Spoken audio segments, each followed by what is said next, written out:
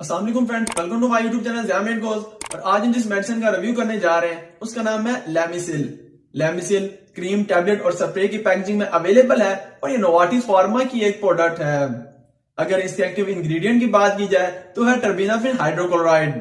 Terbinafine hydrochloride जो कि एक allyl amine broad spectrum anti fungal class of family से बिलोंग करती है और ट्रीट करती है वेरियस टाइप के फंगल इन्फेक्शियस डिजीज हो, जैसे कि अगर आपको हेयर, नेल या स्किन इन्फेक्शन डिजीजेस हो, इसके साथ ही अगर आपको ओनिकोमाइकोसिस हो, एथलीट फूड्स हो, तो उसमें भी ये फंगीसाइडल एक्टिविटी को शो करती है और फंगल इन्फेक्शन को ट्रीट करती है। अब अगर इसके केमिकल स्ट्रक्चर को डिस्कस करें तो टर्बिनाफिन हाइड्रोक्लोराइड का स्ट्रक्चर कुछ ऐसे है और इस स्ट्रक्चर में हम अमाइन ग्रुप को प्रेफरेंस देंगे और कार्बन नंबरिंग भी यहीं से स्टार्ट करेंगे। तो ये कार्बन 1 to 7 हुआ और ये डबल और ट्रिपल बॉन्ड प्रेजेंट है, तो इसका केमिकल नेम हुआ Hep2in4n1 अमाइन। और नाइट्रोजन के साथ एक मिथाइल ग्रुप और कार्बन 6 के साथ भी मिथाइल ग्रुप प्रेजेंट है, तो ये N66 ट्राई मिथाइल हुआ।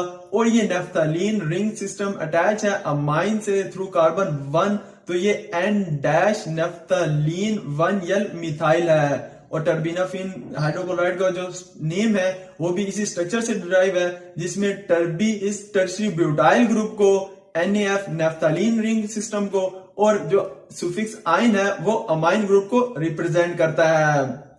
अब इसके मोड ऑफ एक्शन को डिस्कस करते हैं तो हम जानते हैं कि प्रोटोजोआ या फंजाई की जो सेल मेम्ब्रेन होती है उसमें एक ऑर्गेनिक कंपाउंड स्टीरोल होता है। फंजाई के केस में ये स्टीरोल एड्जोस्टीरोल होता है, जबकि ह्यूमन या एनिमल सेल्स में ये जो स्टीरोल होता है वो कोलेस्ट्रॉल होता है। और ये स्टीरोल इनिशियली ड्राइव होता है एक केमिकल मीडिएटर स्क्वेलिन से। ये स्क्वेलिन, जब स्क्वेलिन एपॉक्सीडेज एंजाइम इस पे एक्ट करता है तो ये स्क्वेलिन फिर कन्वर्ट होता है लिनोस्टिरोल में।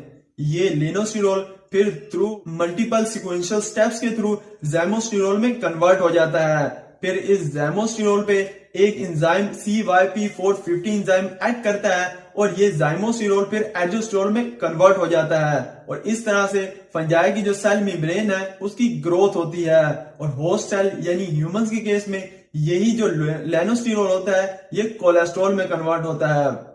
मगर जब आप ये ड्रग टर्बिनाफिन हाइड्रोक्लोराइड यूज करते हैं तो ये फंगीसाइडल एक्टिविटी को शो करती है, जिसमें ये स्क्वेलिन एपॉक्सीडेज एंजाइम को जाके इनहिबिट करती है, जिससे जो स्क्वेलिन होता है वो लेनोस्टिरोल और फिर फर्दर ज़ाइमोस्टिरोल और एजोस्टिरोल में कन्वर्ट नहीं होता, जिससे फंगल सेल मेम्ब्रेन की ग्रोथ नहीं होती और जितनी भी आपकी फंगल इन्फेक्शियस डिजीज हो वो ट्रीट होती हैं। मगर एक बात जान लें कि ये होस्ट सेल यानी ह्यूमंस में भी जो कोलेस्ट्रॉल बायोसेंसिस होती है उसको भी इनहिबिट करती है और इसी वजह से इसका यूज हाइपर कोलेस्ट्रोलीमिया में भी किया जाता है, मगर ये कोई कंफर्म या अप्रूव ट्रीटमेंट नहीं है। अब इसके यूजेज और क्लिनिकल एप्लीकेशन को डिस्कस करते हैं। तो अगर आपको कोई भी फंगल इन्फेक्शियस डिजीज हो, जैसे कि ओनिकोमाइकोसिस इन्फेक्शन हो, जिसे हम फिंगर नेल इन्फेक्शंस भी कहते हैं, जिसमें आपके टो नेल और फिंगर नेल यानी आपके हाथ और पांव के जो नाखून होते हैं वो थिकन हो जाते हैं और उनका जो कलर होता है वो डिसकलर्ड होकर येलोइश अपीयरेंस होती है और जो नेल होता है वो नेल बेड से सेपरेट होने लग जाता है,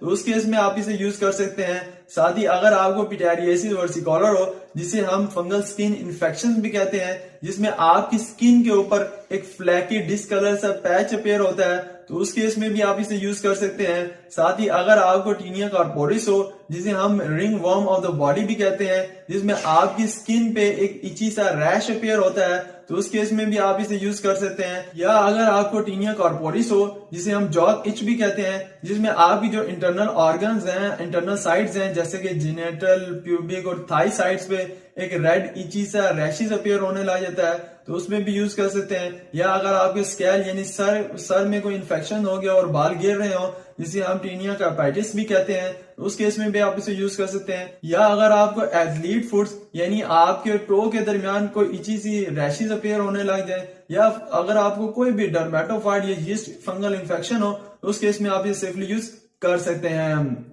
अब इसकी डोजेज और एडमिनिस्ट्रेशन की बात करते हैं तो इसकी dose according to various medical condition vary करती है। अगर इसके साइड इफेक्ट्स की बात की जाए तो इसके मोस्ट कॉमनली साइड इफेक्ट्स में हेडेक होना, फीवर होना, नोजिया और वोमिटिंग होना, स्किन रैशेज होना और लिवर डिस्फंक्शंस का होना कॉमन है। तो अगर आपको मेरी ये वीडियो अच्छी लगी हो तो मेरी इस एफर्ट को अप्रिशिएट जरूर कीजिएगा। अपना और मेरे YouTube चैनल का जरूर ख्याल रखिएगा। अल्लाह हाफिज।